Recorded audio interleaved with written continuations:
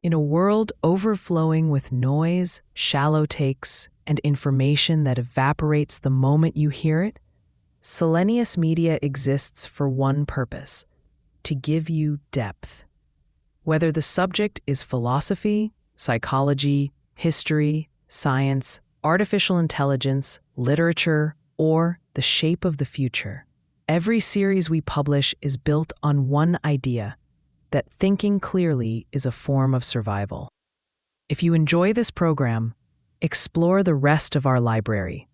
Every show is designed to stand alone, but together they form a larger project, a guided tour of the forces, intellectual, emotional, political, technological, that built the world we live in and the world we're about to enter.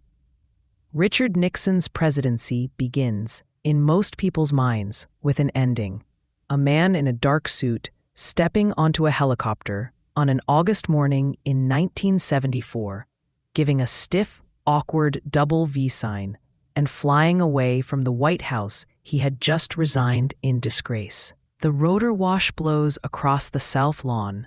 Aides stand watching, some stunned, some grim.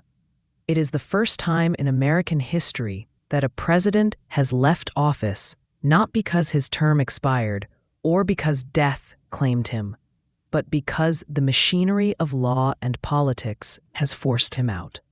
But if we start there, we miss why Richard Milhous Nixon mattered long before Watergate, and why his story is not just one of downfall. He was, in many ways, the dark mirror of the American 20th century, a child of poverty and stern religion who rose by ferocious effort, a master strategist whose resentments and secrecy helped bring him down, a politician who exploited division and fear, yet also opened relations with communist China and signed major environmental and civil rights legislation. For your listeners, Nixon stands at the turning point between the post-war order and the mistrust-saturated politics that followed. He was born on January 9, 1913, in a small house his father built in Yorba Linda, California. The Nixons were not destitute, but they were far from comfortable. His father, Frank, ran a citrus farm and later a grocery and gas station. His mother, Hannah, was a devout Quaker with an almost severe sense of duty. Two of Richard's brothers would die young, one in childhood, one as a teenager, casting a gloom over the household. The combination of economic precariousness, religious austerity, and early brushes with death left him with a lifelong sense that life was a hard, uphill struggle, and that nothing was ever truly secure. At school, Nixon was bright and driven, but not glamorous. He was not the golden boy. He was the grinder, the one who stayed late, memorized everything, and refused to be outworked. When the family moved to Whittier, California, he helped in the store before and after classes. Extracurriculars were not a luxury, but something wedged into the cracks of a day already full of obligations. Yet he still managed to shine in debate and student government. He learned how to argue not just with facts, but with rhythm and emotion, how to anticipate an opponent's move and undercut it before it fully landed. College at Whittier and then Duke Law School deepened those habits. At Duke, he competed for scholarships with students from more genteel backgrounds. They had money, ease, and connections. He had hunger. He studied relentlessly, graduated near the top of his class, and returned to California to practice law. On paper, it was a success story. A grocer's son turned lawyer. But the work, mostly small cases, wills, and business disputes, felt constricting. Beneath the respectable surface, Nixon's ambition was already reaching for a larger stage. He found his partner in that climb in Thelma Pat Ryan, a schoolteacher and sometime actress he met in a Whittier theater group. Their courtship was persistent on his side, cautious on hers. Nixon would later describe driving her to dates with other men just to spend time near her. waiting out her reluctance. Eventually, she accepted, and they married in 1940. Pat's quiet steadiness, her willingness to bear the strain of politics and later scandal, made her an indispensable, if long-suffering, partner. World War II opened a door into national life. Nixon joined the Navy, serving as a supply officer in the Pacific. He did not lead men in combat the way Kennedy did, but he proved himself an efficient, no-nonsense administrator. Surrounded by officers who came from elite schools and old families, he observed how they carried themselves, how they assumed that certain rooms belonged to them. That sense of being simultaneously inside and outside the establishment, useful, competent, but never fully accepted, would mark him for life. When he returned to California after the war, politics came calling. Local Republicans, looking for a fresh face to challenge a liberal Democratic congressman named Jerry Voris, approached Nixon. He said yes, and almost at once his hard-edged style appeared. The 1946 campaign began with standard anti-communist themes. The early Cold War was taking shape, and accusing opponents of softness on communism was already a blunt instrument. Nixon wielded it eagerly. He painted Voris as a fellow traveler, someone compromised by associations with left-leaning unions and groups. The charges exaggerated and simplified, but in the atmosphere of the time, they hit home. Nixon won. In Washington, he quickly aligned himself with the emerging anti-communist wing of the Republican Party. He was ambitious, but not foolish. He understood that to rise, he needed visibility. The chance came on the House Un-American Activities Committee during the Alger Hiss case. Hiss, a former State Department official, was accused by a former communist, Whittaker Chambers, of having been part of a Soviet spy ring. Hiss had impeccable establishment credentials. Harvard. Clerking for a Supreme Court justice, working with the New Deal and the founding of the United Nations. Many in Washington instinctively believed him. Nixon did not. Through dogged questioning and a willingness to dig where others shrugged, he helped expose contradictions in Hiss's story. Ultimately, Hiss was convicted of perjury rather than espionage. But for Nixon, the case was a breakthrough. Here was the grocer's son, puncturing the respectability of the Eastern elite. To his supporters, he had proved that polished manners and fine schools could conceal treachery. To his critics, he seemed an eager witch hunter. Either way, he became a national figure. The Senate followed. In 1950, he ran for a California seat against Helen Gahagan Douglas, a liberal Democrat and former actress. The campaign was brutal. Nixon's camp painted her as pink right down to her underwear, suggesting communist sympathies. They circulated a leaflet printing her votes on a pink sheet of paper, lining them up against those of known leftists. The tactic worked. Nixon won, but he picked up a new nickname from his enemies, Tricky Dick. It would follow him for the rest of his life. Then came 1952 and the national stage. Dwight Eisenhower, the war hero general, needed a running mate who could attack Democrats without sullying Ike's above-the-fray image. Nixon's anti-communist credentials and youth made him attractive. The Republican convention picked him for vice president. He seemed on the brink of the inner circle he had once watched from afar. That fall, a scandal threatened to derail him. Reports surfaced about a political fund set up by California supporters to reimburse some of his expenses. Legal, but politically toxic in the atmosphere of reform that Eisenhower projected. Some in the party wanted him off the ticket.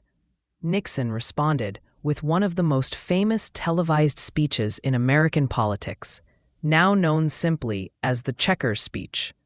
Sitting at a desk with Pat nearby, Nixon spoke directly into the camera, defending his integrity, itemizing his modest finances. and admitting that one gift had been accepted, a black and white cocker spaniel named Checkers, beloved by his daughters. "And you know," he said, "the kids, like all kids, love the dog, and I just want to say this right now, that regardless of what they say about it, we're going to keep it." It was an emotional appeal, carefully staged, and it worked. Public support poured in. Eisenhower kept him on the ticket. The episode cemented Nixon's connection to a certain kind of middle-class voter, the people who felt they lived modestly, played by the rules, and were judged by elites for sins no worse than anyone else's. As vice president, Nixon was more active than most in that office had been. Eisenhower sent him on foreign trips, where he sparred verbally with Soviet leaders and presented himself as the vigorous, sharp younger face of the administration. In 1959, at a U.S. exhibition in Moscow, he famously debated Nikita Khrushchev in a mock American kitchen about the merits of capitalism versus communism. The kitchen debate was half theater, half serious ideological sparring, and Nixon relished it. In 1960, he sought the top job. Running against John Kennedy, he presented himself as the experienced one, the man who had sat at Eisenhower's side through crises. But the campaign's turning point came in the televised debates. Covering from a recent hospital stay, refusing makeup, and wearing a light suit that blended into the backdrop, Nixon appeared drawn, sweaty, and tense. Kennedy, tanned and composed, came across as more confident. Radio listeners thought the debate was a draw. Television viewers favored Kennedy decisively. In a race that tight, style mattered. Kennedy won by a narrow margin, and Nixon's first bid for the presidency failed. The loss wounded him deeply. In 1962, he ran for governor of California and lost again, this time to Democrat Pat Brown. His concession press conference turned into a bitter farewell. He accused the press of bias and delivered the line that would haunt him: "You won't have Nixon to kick around anymore." For a time, it looked like he might be right. Commentators wrote obituaries for his career. He moved to New York, practiced law, and quietly stayed in touch with party figures. The ambition, however, never died. He studied what had gone wrong, watched the Republican Party's internal struggles, and waited for another opening.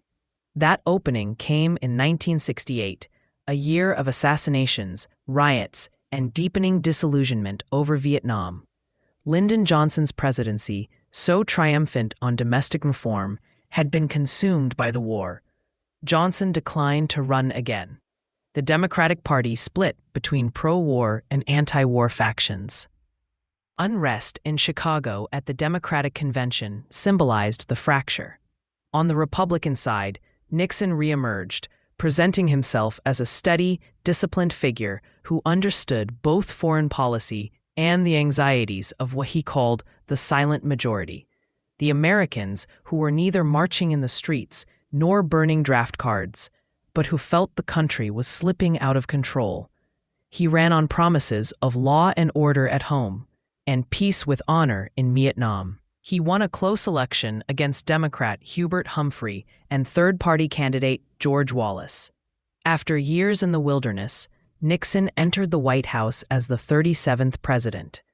Once in office, he confronted three intertwined problems: the Vietnam War, the broader Cold War, and domestic turbulence that touched race, crime, and cultural change. His foreign policy approach was dominated by realism and power politics, shaped heavily by his national security advisor, Henry Kissinger. Instead of seeing the world as a simple two-camp struggle between the United States and the Soviet Union, Nixon looked for ways to play centers of power against one another. The most dramatic example was China. Since the Communist Revolution in 1949, the United States had refused to recognize the People's Republic of China, treating the nationalist government exiled to Taiwan as the legitimate China. Nixon, once a fierce anti-communist warrior, now saw an opportunity in Beijing's split with Moscow. If the United States could open relations with China, it might gain leverage against the Soviet Union and reshaped the strategic map. In a secret trip in 1971, Kissinger laid the groundwork. In February 1972, Nixon himself went to China. Images of the once red-baiting politician clinking glasses with Mao Zedong and touring the Great Wall stunned the world. The visit did not instantly normalize relations, but it opened the door. In a single stroke, Nixon altered the geometry of the Cold War, creating a triangular balance in which Washington could maneuver between Moscow and Beijing, instead of treating all communists as a monolith. With the Soviet Union, he pursued détente, a policy of easing tensions while maintaining a strong American military. He negotiated arms control agreements, such as the Strategic Arms Limitation Talks, SALT I, and the Anti-Ballistic Missile Treaty, aiming to cap the spiraling nuclear arms race. For voters who had grown up with air raid drills and talk of annihilation, the sight of American and Soviet leaders signing agreements in gilded rooms signaled a tentative step back from the edge. Yet Vietnam, the war he had pledged to end, remained the bleeding wound at the center of his presidency. Nixon rejected the idea of simple withdrawal. He feared a collapse of South Vietnam would damage U.S. credibility globally. Instead, he adopted a policy he called Vietnamization, gradually withdrawing American ground troops while increasing aid and training for South Vietnamese forces, and using air power to pressure North Vietnam. At the same time, he expanded the war into neighboring Cambodia and Laos, with secret bombings and incursions, hoping to disrupt supply lines. These moves, when revealed, intensified domestic opposition. In May 1970, after Nixon announced the Cambodia operation, protests erupted across the country. At Kent State University in Ohio, National Guard troops fired on demonstrators, killing 4 students. The images deepened the sense that the country was at war with itself as well as with an enemy halfway around the world.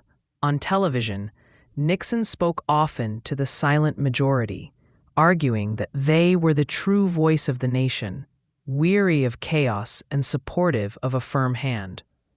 It was a calculated appeal to middle-class whites who felt besieged by rapid social change, black uprisings, student radicalism, and what they saw as elite condescension. At the same time, his administration pursued policies, some explicit, some covert, designed to undermine opponents. The White House compiled an enemies list, directed agencies like the IRS to pressure critics, and used the FBI and CIA in ways that stretched or broke legal boundaries. Yet this same administration, so ruthless in politics, also signed major domestic reforms. Nixon established the Environmental Protection Agency, backed the Clean Air Act and Clean Water Act, and signed legislation expanding occupational safety. He accepted, and in some ways advanced, the basic post-New Deal consensus that the federal government had a role in regulating the economy and protecting public health. He also enforced school desegregation orders in the South more effectively than some predecessors had, using federal authority to push reluctant districts into action. To many conservatives who later claimed him as their own, these actions look surprisingly moderate, even liberal. His 1972 re-election campaign, waged against Democrat George McGovern, capitalized on his foreign policy achievements and the sense that he had restored some stability. McGovern, running on a platform of immediate withdrawal from Vietnam and sweeping social reforms, was painted as extreme. Nixon won in a landslide, carrying 49 states, winning over 60% of the popular vote. It was the apex of his political success. Within 2 years, he would be gone. The seed of his downfall had been planted even before that triumph. In June 1972, 5 men were arrested, breaking into the Democratic National Committee headquarters in the Watergate office complex in Washington. At first, The incident seemed like a bizarre, almost comically inept burglary. Two of the burglars had ties to Nixon's re-election committee. The administration dismissed it as a third-rate job with no connection to the president. But reporters at the Washington Post, notably Bob Woodward and Carl Bernstein, along with judges and a handful of congressional investigators, kept pulling at the threads. They uncovered secret slush funds, dirty tricks campaigns against Democrats, and a pattern of obstruction. Inside the White House, Nixon and his top aides were not primarily worried about the burglary itself. They feared that a full investigation would expose a wider universe of illegal wiretaps, political espionage, and abuses of power. The president agreed to efforts to pay hush money, instruct the CIA to tell the FBI to back off, and shape testimony. These moves transformed a political scandal into a constitutional crisis. As hearings began in the Senate, the nation watched witnesses describe a White House obsessed with enemies, willing to bend or ignore laws in the name of security and power. The turning point came when a former aide revealed that Nixon had installed a secret recording system in the Oval Office and other key rooms. There were tapes, hundreds of hours of conversations. If those could be obtained, they would reveal exactly what the president had said and done. Nixon invoked executive privilege and fought to keep them secret. The battle went to the Supreme Court. In July 1974, the court ruled unanimously that he had to surrender the tapes to the special prosecutor. When they were released, the smoking gun conversation from June 23, 1972, just days after the burglary, made clear that Nixon had ordered the CIA to interfere with the FBI's investigation. Whatever arguments he might have made about ignorance or distance from the crime collapsed. Members of his own party in Congress, reading the transcripts, concluded that he had obstructed justice. The House Judiciary Committee approved articles of impeachment, facing almost certain removal from office if the case went to trial in the Senate. Nixon chose to resign. On August 8, 1974, he addressed the nation from the Oval Office, voice thick, saying he had always tried to do what was best for America, but no longer had enough political support to govern. The next day, he boarded the helicopter and left. Vice President Gerald Ford was sworn in, and a month later issued a full pardon, arguing that a prolonged prosecution would tear the country apart. For many Americans, Watergate shattered a lingering faith in the presidency and in government itself. The revelations went far beyond one burglary. They exposed a sprawling pattern of surveillance, dirty tricks, and contempt for legal limits. The phrase, "hour-long national nightmare," which Ford used in his first speech, captured the relief, but also the lingering trauma. Cynicism about politicians, already on the rise because of Vietnam, deepened into a generalized suspicion that has never fully faded. And yet Nixon's story resists being flattened into a single word like corrupt or paranoid. Those traits were real enough. He did authorize crimes. He did nurture enemies' lists. He did allow his worst instincts to override his respect for the system. But he was also the man who, as a young politician, broke his halo and showed that the establishment could be wrong. The president who flew to Beijing and cracked open a closed China. The pragmatist who signed the EPA into existence and negotiated arms control treaties. The Quaker-bred boy who, for all his ruthlessness, feared nuclear war enough to seek détente with the Soviets. Psychologically, he embodied a tension between striving and resentment.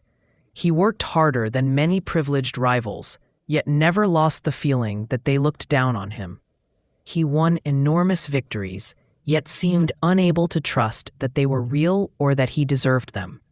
That insecurity fed the need to control, to surveil, to keep enemies off balance. Even when he was cruising toward a 49-state victory, he could not quite believe it was safe to play fair.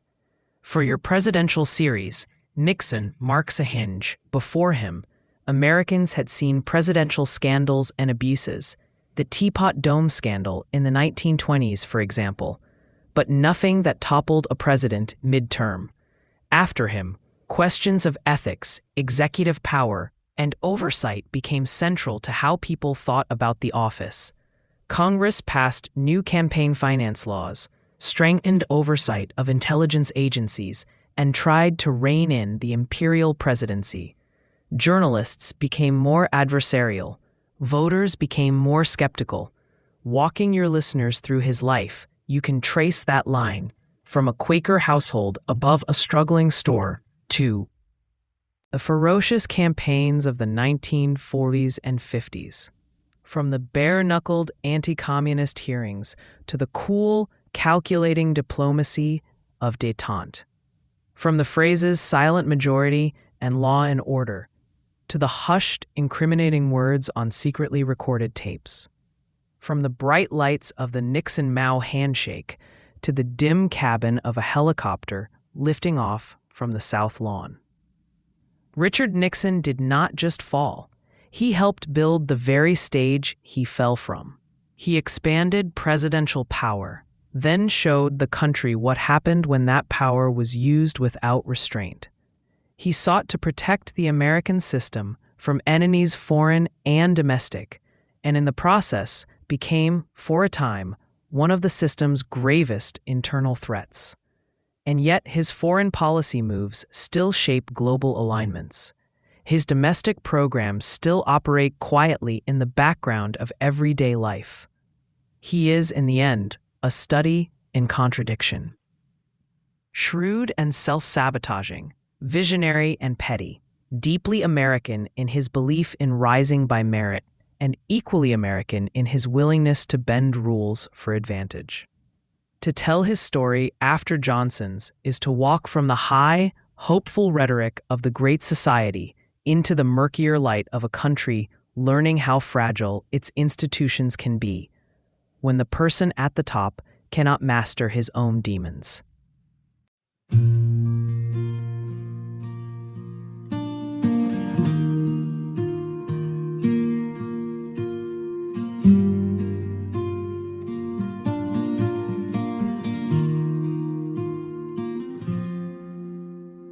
Midnight rails under silver moon, dusty boots on a winding road.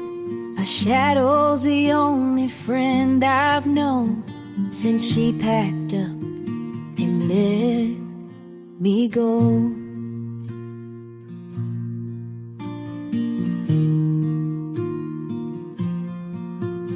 Empty whiskey bottle on the seat, her laugh still echoes in my bones. Saddle's heavy with memories. I ride alone where the wind still blows. Nowhere else to be, nowhere else to be, nowhere else to be.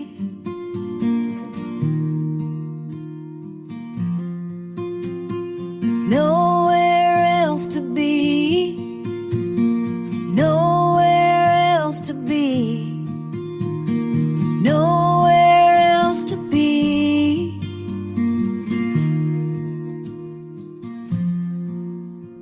Sunrise paints the horizon gold, but it don't warm a lonesome soul.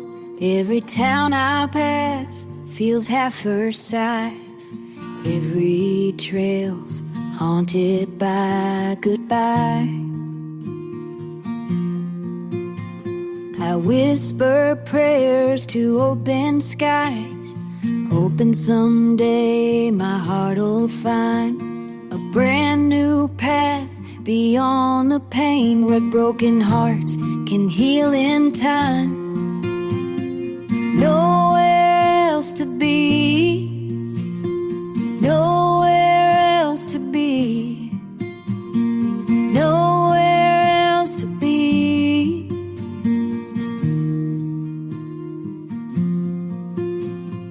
nowhere else to be, nowhere else to be.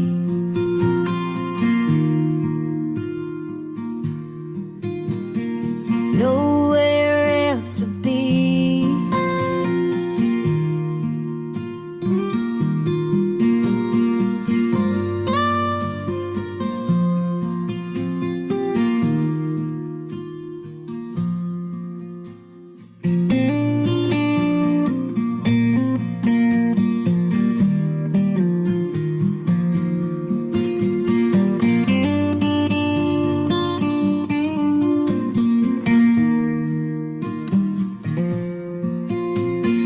Nowhere else to be, nowhere else to be, nowhere else to be.